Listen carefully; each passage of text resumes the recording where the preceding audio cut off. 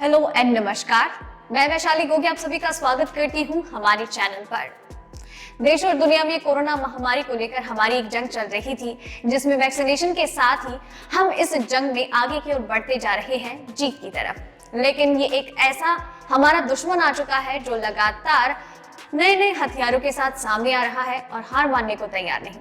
जी हाँ, दरअसल ये वायरस लगातार म्यूटेट करता जा रहा है और इसका एक नया म्यूटेशन सामने आया है अर्जेंटीना की ओर से। अब ऐसे में बहुत सारी खबरें हैं जो हमें कभी कभार तो टेंशन देती हैं, तो कभी हम राहत भरी सांस ले पाते हैं। और इन सारी खबरों के बीच में मैं आपको कोरोना वायरस वैक्सीनेशन से जुड़ी 5 महत्वपूर्ण खबरें बताऊंगी, तो आप वीडियो के साथ एंड तक बने रहिएगा। अब चलिए दोस्तों, एक नजर डाल लेते हैं आज की टॉप 5 खबरों की ओर। पहले बात करेंगे हम कोरोना अपडेट को लेकर हमारे देश में। तो हमारे देश में पिछले 24 घंटे में 78 लोगों की गई जान और अब तक 65 लाख लोगों को लग चुका है टीका। भारत में लगातार कोरोना वायरस की जो रफ्तार है वो धीमी पड़ती जा रही है, लेकिन केस भी सामने आ रहे हैं। पिछले 24 घंटे में 9110 कोरोना के मामले सामने आए, तो वहीं 78 लोगों ने इस वायरस के खिलाफ अपनी जिंदगी की जंग हार दी है। और साथ ही में वैक्सीनेशन चालू है, तो अभी तक देश में 65 लाख लोगों को कोरोना वैक्सीनेशन हो चुका है और जल्दी अब दूसरे फेज का भी वैक्सीनेशन शुरू होने वाला है 13 फरवरी से। इसी के साथ ही हमारे देश में कोरोना पेशेंट्स की संख्या 1,08,47,304 है। तो वहीं अब तक 1,55,158 लोगों की इस वायरस की वजह से मौत हो चुकी है। तो वहीं अभी तक पूरे देश भर में 62,59,008 लोगों को कोरोना का टीका लगाया जा चुका है। दूसरी अपडेट, खतरनाक होता जा रहा है कोरोना वायरस। अब अर्जेंटीना में नया स्ट्रेन मिलने की खबर। कोरोना वायरस महामारी लगभग 1 साल से पूरी दुनिया को अपनी जद में पकड़े हुए है और इस वायरस को हराने के लिए पूरी दुनिया की ओर से भरसक कोशिशें की जा रही हैं। लगातार 1 साल से हर एक देश के वैज्ञानिक और डॉक्टर्स इस वायरस को हराने के लिए दवाई बनाने पर काम कर रहे हैं और वैक्सीन बन भी गई है और भारत समेत दुनिया के लगभग कई देशों में वैक्सीनेशन शुरू हो चुका है। लेकिन ये वायरस लगातार म्यूटेट करता जा रहा है और इन्हीं म्यूटेशन की वजह से लोगों की टेंशन और बढ़ गई है। अब ऐसे में अर्जेंटीना में भी एक नया म्यूटेशन सामने आया है। दरअसल रूस की मीडिया की ओर से स्वास्थ्य मंत्री गार्सिया के हवाले से ये बताया गया है कि अर्जेंटीना में एक नया वायरस सामने आया है जो कि कोरोना वायरस का म्यूटेशन ही है। दरअसल गार्सिया ने अपने ट्वीट में इस बात की जानकारी दी है कि हमारे देश में कोरोना वायरस के नए स्ट्रेन मिले हैं और इन पर अभी भी जांच शुरू हो चुकी है और काम अभी भी चल रहा है, लेकिन अभी तक इनके बारे में पूरे तरीके से हमारे पास सुराग नहीं है, डेटा नहीं है।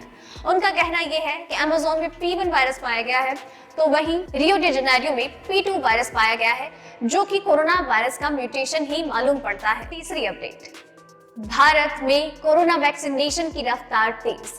24 दिनों में 60 लाख लोगों को वैक्सीन लगवाने वाला बना दुनिया का पहला देश। हमारे देश में 16 जनवरी से वैक्सीनेशन की प्रक्रिया शुरू हुई और इसमें 2 वैक्सीन का इस्तेमाल किया जा रहा है, सीरम इंस्टीट्यूट की कोविशील्ड और भारत बायोटेक की कोरोना वैक्सीन। और पहले फेज में सिर्फ स्वास्थ्य कर्मियों, फ्रंटलाइन वर्कर्स और डॉक्टर्स को वैक्सीन लगाई जा रही है और इसका शुभारंभ हुआ 16 जनवरी से। और अब जल्द ही दूसरे फेज का वैक्सीनेशन भी शुरू होने वाला है 13 फरवरी से और यहाँ पर फिर से स्वास्थ्य कर्मियों को टीका लगाना शुरू हो जाएगा। तो वही खास बात ये रही है कि भारत वैक्सीन लगाने के मामले में दुनिया का सबसे तेज देश बन गया है। सबसे पहले तो हमारा देश जो वैक्सीनेशन कर रहा है वो दुनिया का सबसे बड़ा वैक्सीनेशन अभियान है। इसके साथ ही साथ लगातार वैक्सीनेशन के मामले में भी भारत की ओर से कई रिकॉर्ड्स कायम किए जा रहे हैं। अब हमारे देश में 24 दिनों में 60 लाख लोगों को वैक्सीन लगाई जा चुकी है और इससे पहले जो दुनिया के दूसरे देश है वो ऐसा नहीं कर पाए हैं, वो चाहे ब्रिटेन हो, अमेरिका हो, उनमें भी 50 लाख पेशेंट्स को वैक्सीन लगाने के लिए एक लंबा वक्त लगा गया था। लेकिन हमारे देश में वैक्सीनेशन की रफ्तार काफी तेज है और लगातार इसकी रफ्तार में बढ़ोतरी की जाने को लेकर स्वास्थ्य मंत्रालय की ओर से ऑर्डर्स दिए जा रहे हैं।